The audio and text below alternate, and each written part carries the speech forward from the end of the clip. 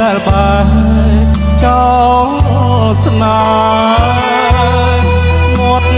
ស្ទឹងឈ្មោះស្ទឹងសង្ការទីដែលខ្ញុំធ្លាប់ថាមកលំហាននឹងស្រីពេលបងជួបស្នាមានតែស្ទឹងនៅចិត្តគ្នាយកពីពេញចោចារូបជីវ៉ាក្នុងរាត្រី